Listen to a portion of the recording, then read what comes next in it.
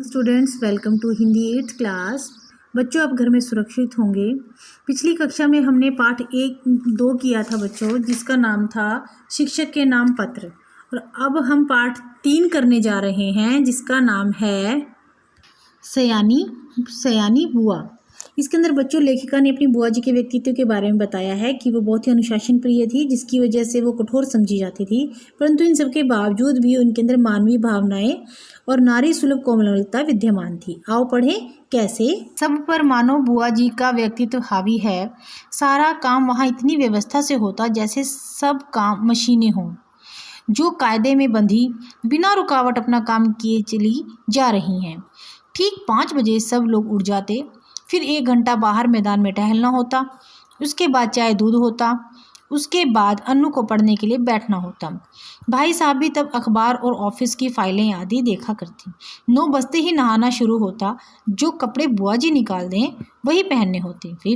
फिर कायदे से आकर मेज पर बैठ जाओ और खाकर काम पर जाओ। ये बुआ जी के घर की बात बता रही हैं और भाई साहब वो उनके पति को बोलती हैं कि उनके घर में ये काम समय पर होते हैं। सयानी बुआ का नाम वास्तव में ही सयानी था, या उनके सयानेपन को देखकर लोग उन्हें सयानी कहने लगे थे।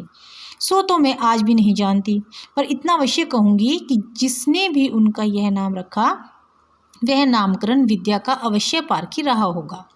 बचपन में ही वे समय की जितनी पाबंद थी, अपना सामान संभाल कर रखने में जितनी पटु थी और व्यवस्था का जितना कायल थी, उसे देखकर चकित हो जाना पड़ता था।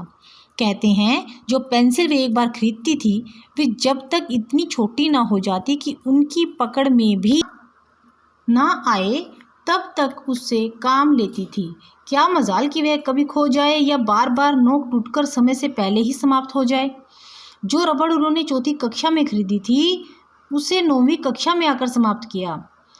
उम्र के साथ साथ उनकी आवश्यकता भी अधिक, चतुराई भी प्रौढ़ता धारण करती गई, और फिर बुआ जी के जीवन में इतनी अधिक घुल मिल गई कि उसे अलग करके बुआ जी की कल्पना ही नहीं की जा सकती थी। मतलब अब उनके जीवन में अनुशासन एक ज़रूरी काम बन गया था। उनकी एक एक बात पिताजी हम लोगों के सामने उदाहरण के रूप में रखते थे, जिससे सुनकर हम सभी खैर मनाया करते थे कि भगवान करे वे ससुराल में ही रहा करें, वरना हम जैसे अस्त व्यस्त और अव्यवस्थित जनों का तो जीना ही हराम हो जाएगा। अब क्या प्रार्थना कर रही है कि बुआ जी यहाँ नहीं आनी चाहिए हमारे घर में, वो वहीं रहें। ऐसी ही सयानी बुआ के पास जाकर पढ़ने का प्रस्ताव जब मेरे सामने रखा गया, तब कल्पना कीजिए मुझ पर क्या बीती होगी।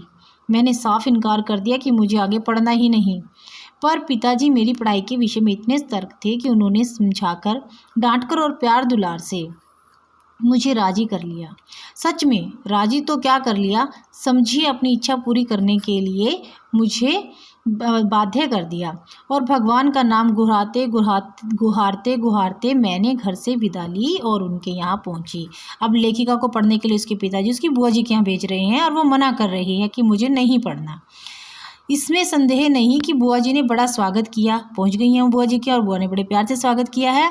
बचपन से उनकी ख्याति सुनते सुनते उनका जो रौद्र रूप मन पर छाया हुआ था, उसमें उनका वह प्यार कहाँ तिरोहित हो गया, तिरोहित यानी छिप गया, मैं जान ही ना पाई। हाँ, बुआ जी के पति, जिन्हें हम भाई साहब कहते थे, बहुत ही अच्छे स्वभाव के व्यक्ति थे, और सबसे अच्छा कोई घर में लगा तो उनकी 5 वर्ष की पुत्री थी। अब लेखिका घर पहुंच गई हैं बुआ जी के, वहाँ पर सबसे अच्छा कोई लगा तो भाई साहब, जो उनके पति हैं लेखिका की बुआ जी के, और उनकी बेटी पुत्री अन्नू।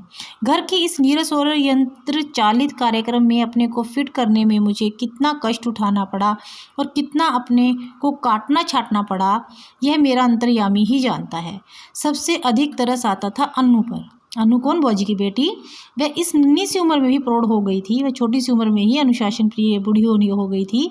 ना बच्चों का सा उल्लास, ना कोई चहचहाट, एक अज्ञात भय वह घिरी रहती थी।